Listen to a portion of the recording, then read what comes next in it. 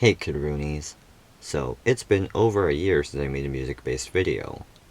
I was originally going to make a third episode from Look Back, this time about Don't Hug Me I'm Scared, but then I thought that since most of my subscribed audience came from my hospice video, it would probably be best if I made something that actually caters to said audience, instead of ignoring them like I've been doing for over a year.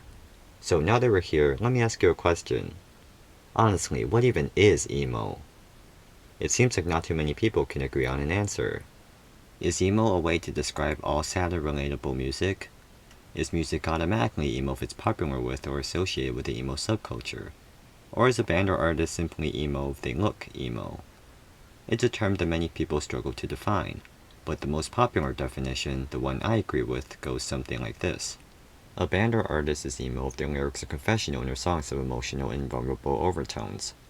It has nothing to do with fashion. I don't even think it has anything to do with musical style. It's all in the lyrics and vibes. Basically, if the lyrics sound like they're from a strange diary entry, it's probably emo music. Emo's a pretty special genre with a rich history, and of all the emo music I've heard, some of the most fascinating has to be the music of today's topic, American football. Particularly their brilliant debut album. But before we talk about American football, let's talk about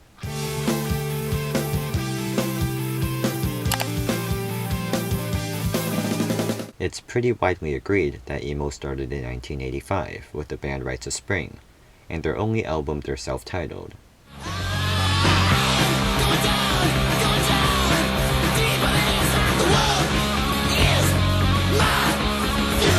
It's a hardcore album with exceptionally emotional and introspective lyrics for the time.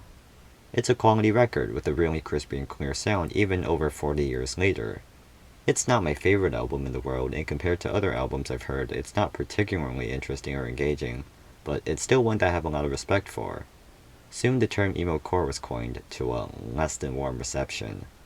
Many bands in this category famously considered it stupid and pointless, and it's easy to understand where they're coming from. To them, hardcore is already emotional enough, so the concept of emo-core feels ridiculous.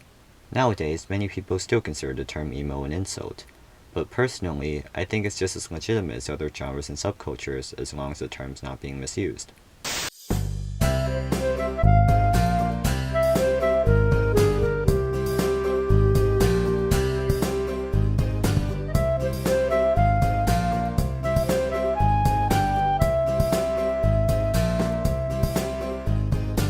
Regardless, emo still laid its roots in the world of music, and in the 90s it really grew into something big.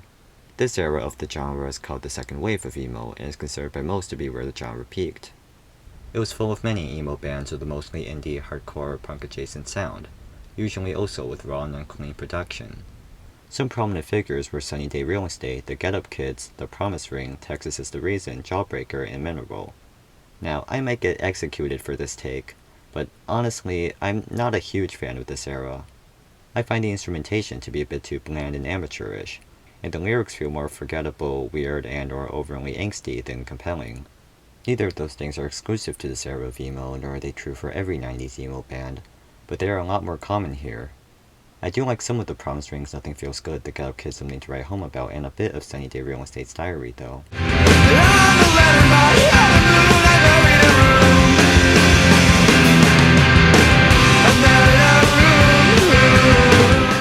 For me, emo peaked in the 2000s, with the tender and poignant Death Cab for Cutie, whose fourth album, Transatlanticism, is my favorite album of all time. This era also included the folky and introspective Bright Eyes, Ben Gibbard from Death Cab's other project, The Postal Service, the poppy but pretty Dashboard Confessional, the melancholic but also warm and inviting Copeland, the atmospheric Owl City, whose 2000s albums, arguably his best albums, definitely qualify as emo, even if it's not obvious at first glance, and Fall Out Boy, back when they were still emo. And good. Back when they didn't sound like Imagine Dragons. Like, they started sounding like Imagine Dragons before Imagine Dragons really started sounding like Imagine Dragons. That's just sad. Then, in the late 2000s and early 2010s, an emo revival brought back the Midwest emo sound to the 90s. And this was all a dream, and it's coming back to me. A portrait in grayscale, a perfect betrayal. While there is music I like and even love from this era, I personally don't find myself too drawn to the revival as a whole. I feel like a lot of these artists either don't have enough unique qualities to keep me interested, or, like with a lot of 90s emo, the music can feel a bit too raw and aimless. Also, for the most part, I don't think it hits the same highs of the era it's emulating either. Sorry. Then, in the late 2010s, emo rap became a thing, but I don't really care since I don't listen to rap. So yeah, that's basically the history of emo.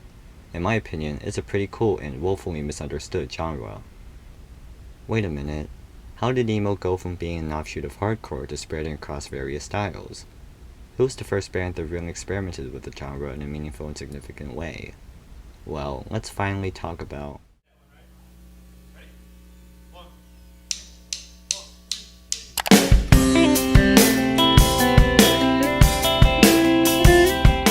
Mike Kinsella was originally the drummer for his brother Tim Kinsella's band Captain Jazz, who were also a pretty respected emo band. Despite sharing many characteristics of previous emo groups, they were also incredibly avant-garde, with a unique sense of chaos and disorder.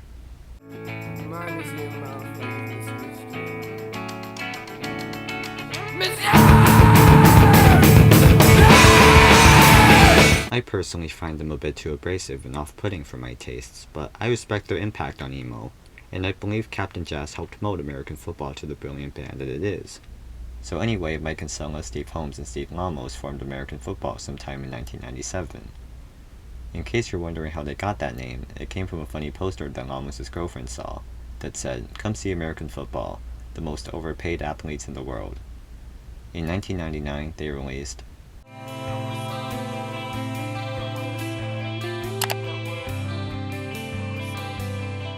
American Football. Their self-titled debut album was a complete anomaly, with a dreamy, meticulous sound completely unheard of in emo at the time.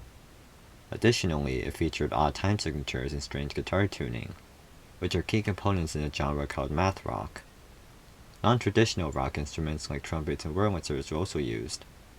Despite the band being relatively unambitious, they made something innovative and genius. This is a gorgeous album.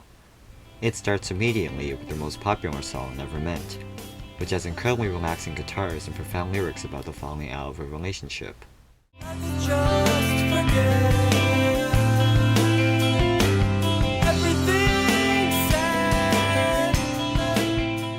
It's a brilliant opener, though in my opinion, the next song, The Summer Ends, blows it out of the water.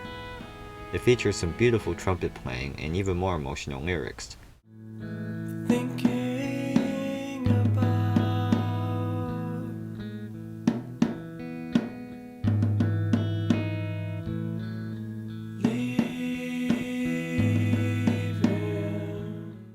Everything about this song, from the guitars to the trumpets to the drums to the lyrics to Kinsella's phenomenal vocal performance, just clicks.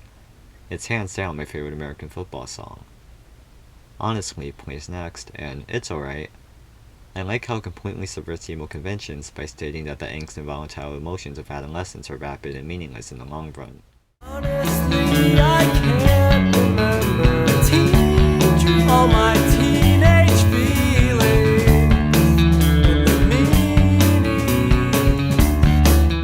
The guitar riff for this one is super catchy. The song is a bit held back by its arguably unjustifiably long runtime, and it's not one that I go back to very often, but I still like it. For sure, it brings us back to the trumpets present in The Summer Ends, and while I think it sounds a bit too similar to that song, it's still very sweet and I like it a lot. It also contains some of my favorite lyrics on the whole album.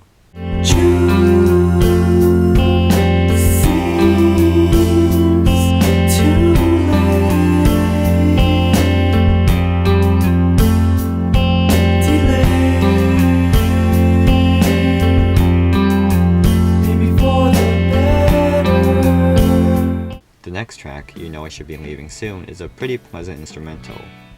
The song that plays afterwards, But the Regrets Are Killing Me, is probably my least favorite non-instrumental on the album. It's not bad, it's just not very memorable in my opinion. I'll See You When We're Both Not So Emotional, on the other hand, is a pretty cool song. The guitars are incredible and the lyrics are just brutal.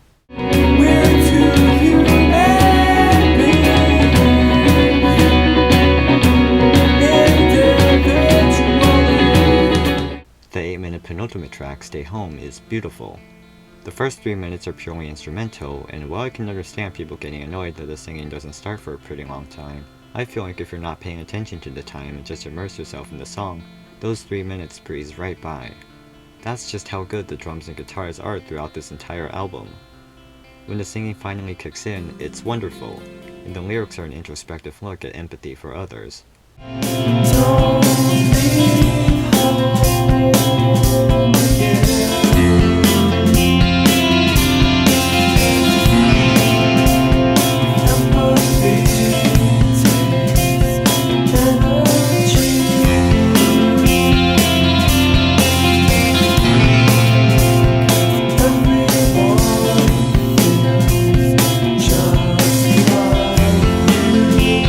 While I do wish it was a bit shorter, it's still a fantastic climax for the album, and an obvious highlight. We end things off with another pleasant instrumental, the one with the Wurlitzer. LP1 is cohesive, pretty, and emotional. It's no wonder why it's often considered one of the best emo albums of all time. It's my favorite American football album for sure. Easy 10 out of 10.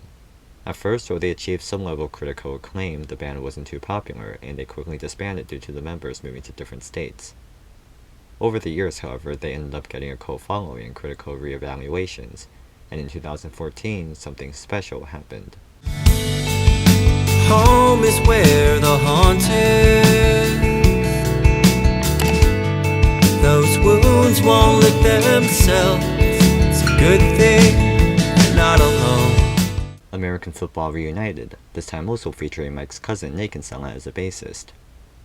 In 2016, they released a second album, with its cover featuring the same iconic house on the first album's cover, this time showing the interior. This one's also called American Football, so retrospectively, the first one became known as LP1 and this one became LP2. Upon first listen, you can immediately tell how much more skilled the band has become. Mike's singing especially got so much nicer. Where are we now? As for the album itself, it's a decent return. There are some great tracks, like Where Are We Now, Home Is Where the Haunt Is, which is my favorite on the album. I've Been So Lost for So Long, and Everyone's Dressed Up, but it's really not on the same level as the debut. The lyrics tend to be a lot less effective, occasionally feeling melodramatic, which is a far cry from the incredibly poignant and simple lyrics in LP1. The music is also way more polished and layered than in the debut. I actually don't mind this new sound, though I can understand why people might find it a bit too generic. All in all, I don't think this is an awful record, not by a long shot. It's good, but it's a bit disappointing following LP1. I'll give it a 7 out of 10. A few years later, in 2019, the band released their third album. I'll give you 5 seconds to guess what it's called.